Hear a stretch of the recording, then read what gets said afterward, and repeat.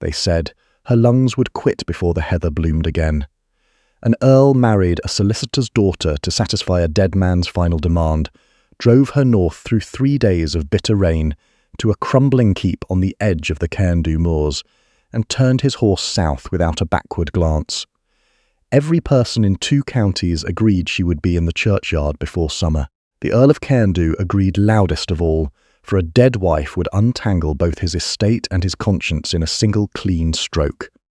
What no one reckoned on was that the woman left to fade in a ruin at the edge of the world had a solicitor's daughter's head for land law, a stubbornness her father had always called her worst quality and her finest, and absolutely no intention of dying to suit anyone's schedule. 3 winters passed. When Alistair Montrose, Earl of Cairndhu, came north at last to settle what he assumed would be a very small estate, the woman who opened the door of the keep looked at him with the steady, measuring eyes of a magistrate and said nothing at all for a long, deliberate moment. The silence was worse than anything she could have said. The marriage register at the parish church of Inverbray listed the event as the 22nd of October. The vicar read the service the way a man reads a warrant, quickly, without inflection, relieved to have done with it. Daphne Wray stood at the altar rail with both hands folded in front of her, not because she was composed, but because she needed something to hold and there was nothing else within reach. Her father, Thomas Wray, had died 4 months prior, leaving behind a small Edinburgh house, 14 years of meticulous legal files, and a codicil in his will that had made his only surviving client's son go grey in the face when the executor read it aloud. Thomas Wray had served the Montrose family for 2 decades. He had also, at some point in those 2 decades, lent the family more money than was wise, and the codicil was his final, precise stroke of a solicitor's pen. The debt forgiven in full, the Wray estate absorbed into the Montrose accounts, but only if the Earl of Cairndhu married Thomas Wray's daughter Daphne within 6 months of his death. Fail in that, and the full sum came due in 90 days, with interest, and the estate with it. The Earl could not pay it. What remained of the Montrose fortune after 20 years of mismanagement hung by threads thin enough to read through. He needed the debt forgiven. He needed, therefore, a wife, and Daphne Wray, who had spent the better part of 2 years tending her father through his final illness, and now had neither income nor relations willing to take her in, needed rather badly not to be put out onto the street. She understood the arrangement for exactly what it was.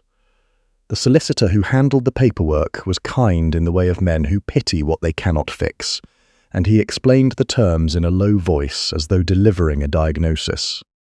She had been diagnosed before. The physician who first heard the wet rasp in her chest had given her 3 years. That had been 5 years ago. She had learned not to place too much stock in other people's timelines. Alistair Montrose, tall, dark-coated, with the closed, carved face of a man who had made himself unreadable and maintained that as a discipline, stood beside her and spoke his vows in a voice that didn't waver and held no warmth. He didn't look at her once. She looked at him steadily because she had decided before she came in that she would not be the one to look away first, and she was not. When he slid the ring over her finger, it was too large. She caught it with her thumb before it could fall and held it there the rest of the service, pressing it into her palm. The carriage north was long and cold and largely silent. He had brought a folio of correspondence and worked through it with methodical efficiency. She watched the lowland farms give way to moorland and thought about what she knew of Cairndhu Keep. She knew the land surveys. She had read every document in her father's files, beginning when she was 12 and helping him copy records, and the Montrose papers were among the thickest in the cabinet. She knew the estate had been shorted in a boundary renegotiation 30 years prior. She knew a neighbouring baron had been grazing cattle on Montrose moorland for at least 15 years. She knew the fishing rights on the eastern loch had been quietly transferred without proper authority sometime in the 1830s. She knew all of this, and she suspected Alistair did not, because if he had, her father's files would have shown a legal challenge, and there was none. She thought about telling him. She decided it could wait. When the carriage crested the last ridge and the keep appeared below them, long, low, and grey, half its eastern tower crumbled away, the surrounding outbuildings mostly roofless, a single light burning in the south window like an afterthought. She felt his shoulders go rigid across the seat from her. She filed the observation away without knowing yet what to do with it. The housekeeper, a broad, red-cheeked woman named Mrs. Kincaid, came out with a lantern and a look that took in Daphne's pallor and the Earl's expression, and visibly arrived at a conclusion. Daphne recognised from doctors and concerned relations and strangers on the street, who glanced at her and then glanced away. Alistair stood in the courtyard and gave his instructions in an even, carrying voice. His wife was to be made comfortable. The quarterly allowance would cover household expenses. A physician in the village could be sent for as needed. He said the word wife twice, each time with the careful pronunciation of a man handling something he would rather not be touching. Then he looked at her. It was the first direct look he'd given her since the church, and it lasted less than 3 seconds, and she could not have named what was in it. Not cruelty. Something more complicated than cruelty, and harder to dismiss. "You'll not be troubled by me," he said. "No," Daphne agreed. "I don't imagine I shall." He rode south before she woke the next morning. She nearly died in December. It came in fast, the way bad things do. A chill that went deeper than cold, then a fever, then something taking root in her chest that fought back when she tried to breathe out. For 3 weeks she was barely herself. She had impressions of low ceilings, the smell of wood smoke, Mrs. Kincaid's rough hands at her shoulders turning her in the sheets. What she remembered most clearly, in the worst of it, was the sound of wind against stone, patient, enormous, indifferent, and thinking with a peculiar calm that the fever gave her that she had 2 choices. She could find the sound frightening, or she could find it interesting. She chose interesting. It was not the easier choice. It was the only one that let her keep her head. The fever broke in late January. She came back to herself in a small, warm room she did not recognize. Beneath quilts she hadn't seen before, with a fire burning 6 feet away and Mrs. Kincaid asleep upright in the chair beside the bed. The housekeeper's face, when Daphne looked at it properly, had new hollows under the eyes. A worn crease between the brows that spoke of nights without rest, of decisions made in the dark, by a woman who had been handed a dying guest and refused, on some principle she hadn't articulated even to herself, to simply let the thing run its course. "You stayed," Daphne said. Mrs. Kincaid woke with a start and spent a moment composing herself, which Daphne later understood was her way of managing relief. "I don't let go of what's been put in my care," the housekeeper said gruffly. "Not without a fight."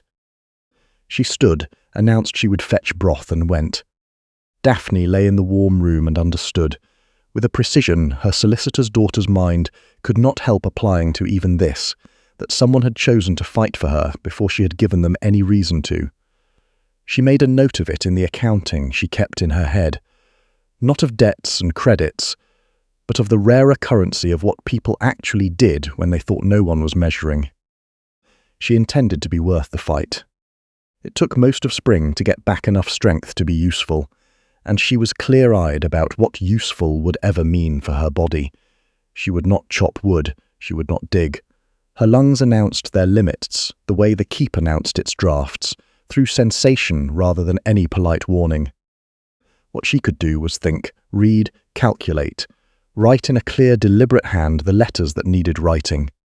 The first thing she did, once she could sit upright without the room tilting, was ask Mrs. Kincaid to bring her every document in the estate office. There were not many.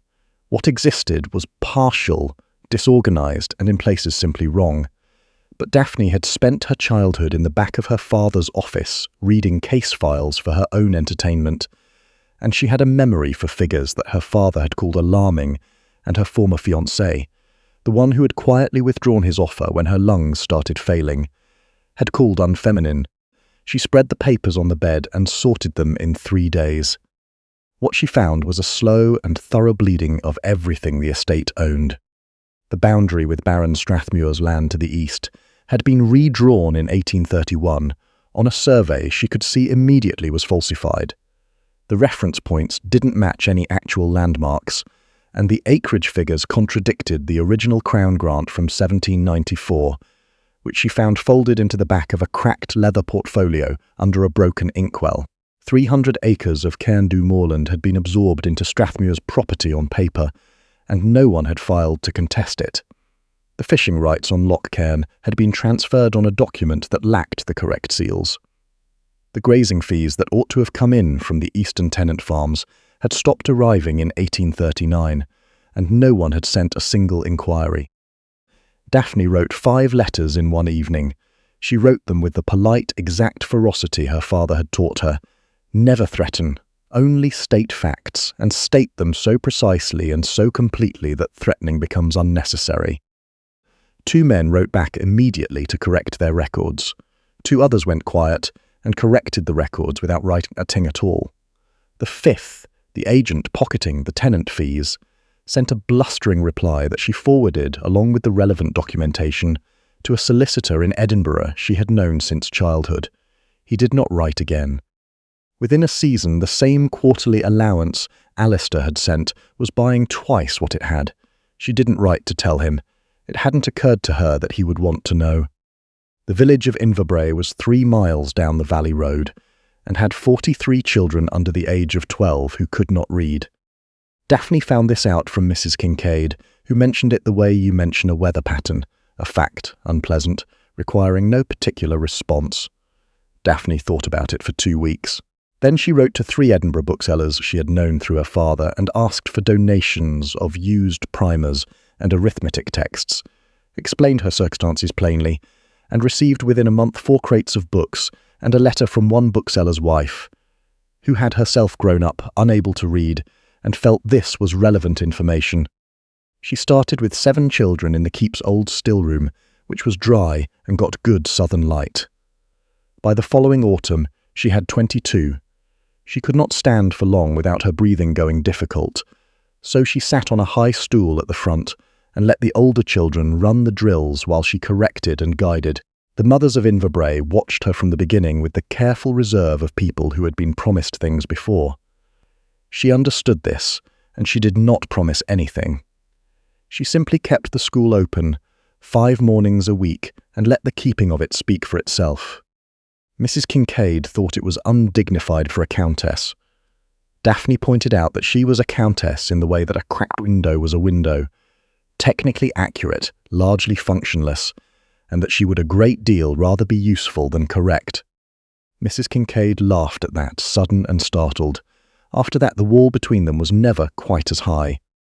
The groundskeeper, a spare, weathered man named Tam Breckin, who spoke rarely and watched everything, began one afternoon to repair the still-room's broken shutter without being asked, and said nothing about it, and Daphne said nothing either. Language was not always necessary for the things that mattered most. 2 winters passed, the 3rd began. On a raw afternoon in October, while Daphne was going over the lock rental figures with one of the village fishermen, Mrs. Kincaid appeared in the doorway with a look on her face that had not been there before. "There's a rider," she said. "From the south, it's the Earl himself." Daphne set down her pen. The room was quiet for a moment, the kind of quiet that has weight in it. She looked at her own hands on the desk. The right one still had chalk dust along the knuckles from the morning's lessons. The left bore his ring on a cord around her neck, looped twice so it didn't swing, because it had never in 2 years sat true on her finger, and she had found a solution that worked. "Show him in," she said, "and bring tea. He has ridden a long way." Alistair Montrose had ridden north expecting a grave. He had told himself the truth of it once, somewhere outside Perth, that he had married a woman and left her in a ruin and had not asked after her for 2 years, not because he was cruel by nature, but because a dead wife would close a chapter he did not know how to close any other way. He had told himself the quarterly allowance was sufficient. He had told himself a sick woman was better left in peace than bothered by a husband who had nothing to give her. He had told himself all of this so steadily and so often that he had almost believed it. What he had not told himself was the truth, which was that Cairndhu was the last place in Scotland he could bear to come to, for reasons that had nothing to do with Daphne Wray, and everything to do with a mine shaft and a younger brother, and a morning 8 years ago, when he had made a choice he had not stopped remaking since. He came around the last bend in the valley road and saw the keep, and stopped his horse. The windows had glass in them, all of them.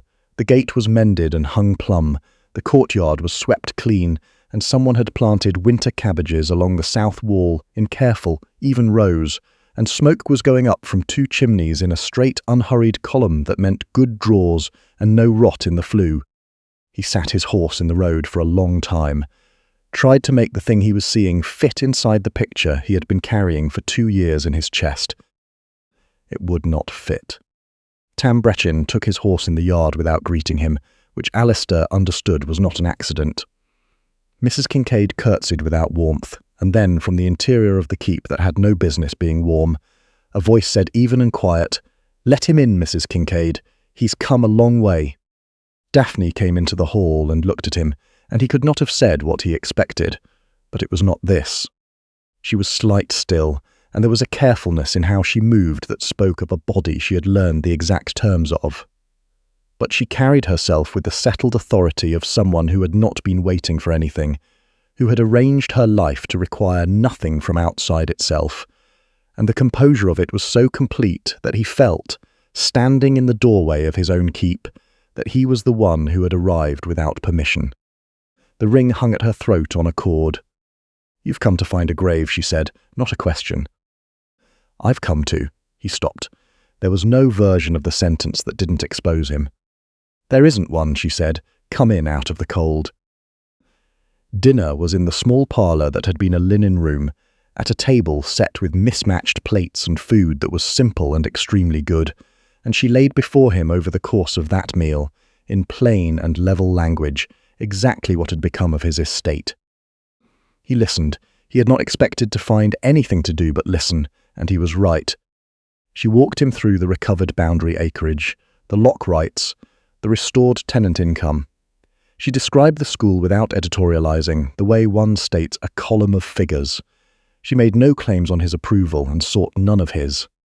"You've done all this on the quarterly allowance," he said. "I've done this with what was always there," she said. It was being taken from the inside out. I stopped the bleeding. She looked at him with the even gaze he was beginning to understand she gave to everything. Not hostile, not warm, simply complete. "Your northern boundary has 300 acres of moorland that are legally yours and practically Strathmuir's. I've filed the initial challenge with the Edinburgh courts. You'll need to engage a solicitor to finish the process." "You filed a legal challenge." "My father was a solicitor. I grew up reading land cases the way other children read novels." A pause. "I like them better, actually." He looked at her across the table, and for the first time he tried actually to see her, which was different from looking, and the difference shamed him in a way. He did not know he was still capable of being shamed. "I've put you in the east bedroom," she said, because the silence had gone on long enough. "It was your mother's room, I was told. The window doesn't rattle." "You were told right," he said. "Then you'll know it's a good room," she said, and that was all. The trouble with Baron Strathmuir arrived in Alistair's second week at the keep, and it gave him at last something concrete he could do. He had watched her those 2 weeks the way he could not help watching her, with the accumulated attention of a man who has been careless with something and is only now reckoning the cost. He watched her walk to the village 3 mornings a week, with a book satchel over her arm, pausing once on the road to catch her breath before she went on. He watched her at the estate desk in the evenings, working by lamplight with a focus that shut the rest of the room out entirely. He mended fences. He helped Tam repair the courtyard gate. Tam did not speak to him much, but he stopped leaving when Alistair arrived, which Alistair understood was its own kind of acceptance. Strathmuir was a florid, self-satisfied man who had spent 3 years assuming that a missing earl and a dying countess made for a border he could push at his leisure. The legal challenge Daphne had filed had interrupted that assumption, and he was not graceful about interruption. He sent his land agents to block the eastern track the Cairndhu tenants used to reach the market road. He spread word in Inverbrae that the dispute had already resolved in his favour. He was, in the language of men who understand this particular species of behaviour, a bully working on the calculation that no one with real authority was watching. Alistair wrote him a letter. Short, and the kind that can only be written by a man who knows exactly what is in another man's accounts, and is prepared to indicate, with great courtesy, that he knows where the discrepancies are. He sent it by fast rider and said nothing to Daphne. The blocked track was open by the following morning. She found out from one of the tenant farmers, who mentioned it in passing, and she came back to the keep and stood in the doorway of the room where Alistair was going over the boundary survey documents she had assembled, and looked at him for a long time. "You did that," she said. "I wrote a letter." He kept his eyes on the survey. "Strathmuir has maintained certain commercial arrangements that don't bear examination. I indicated I was aware of them. It cost nothing." "You didn't tell me you were going to." "No." He looked up then. "I didn't want it to become something you owed me. You've built 3 years here without owing anyone anything. I didn't want to be the thing that changed that." Daphne stood in the doorway and said nothing for a moment. Then she nodded once and went inside. That night at dinner she spoke to him not as a landowner briefing a factor, but as one person speaking to another. It was the first time she had done so.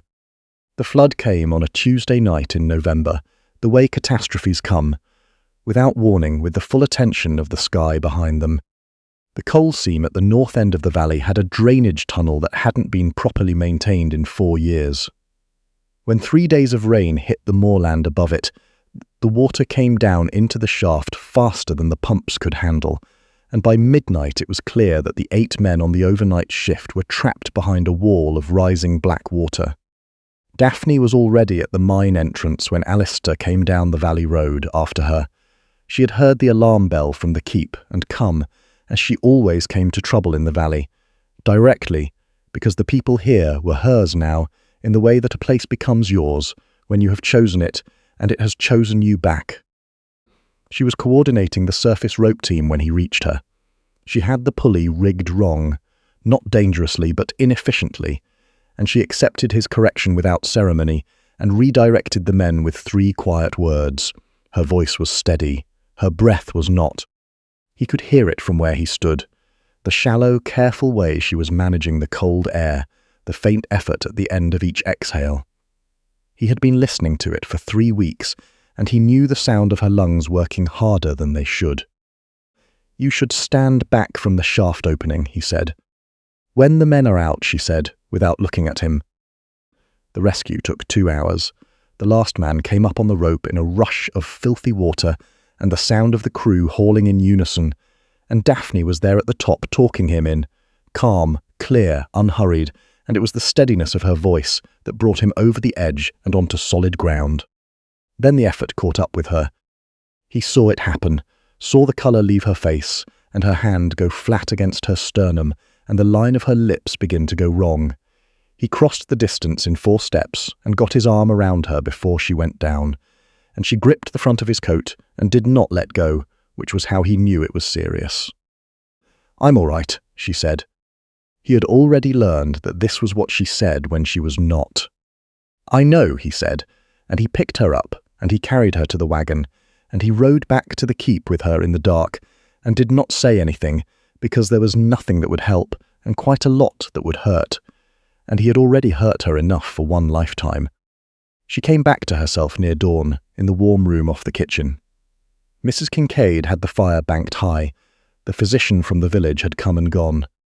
The first thing she saw when she opened her eyes was Alistair sitting on the floor beside her bed, his back against the stone wall, both of her hands held between his. He was not asleep.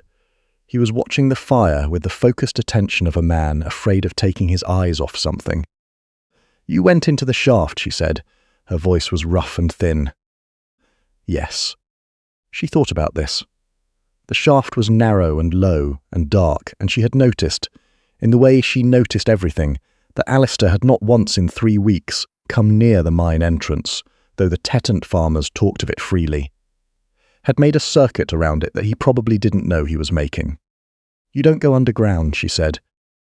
His hands tightened around hers very slightly. "I don't. Tonight you did."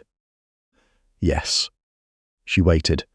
Outside, the sky was beginning to separate from the dark grey, pulling away from black, in the way that November mornings did up here, slowly and without commitment. The fire settled. "My brother Finlay," he said after a while, 2 years younger. He studied engineering, knew the rock formations in this valley better than any man alive. He stopped the morning the Cairndhu shaft was being inspected for expansion. 1838, October. I was supposed to go. I had an obligation I'd decided was too important to cancel. A dinner, a political connection I told myself I needed. He looked at her, and his face was open in a way she had never seen it. I sent Finlay in my place. He went because I asked him to. The main shaft had a fault no one had identified. When they blasted for the survey, it came down. The silence lasted a long time. "They found him 2 days later," Alistair said. "I've replayed that morning every day since. Every version ends the same. There was nothing I could have changed that would have changed the ending, and I have not once in 8 years believed that." She looked at him in the grey growing light, and she understood, with the same clarity she brought to land surveys and documents, and the moral accounting she could not stop keeping, exactly what it had cost him to go into that shaft tonight.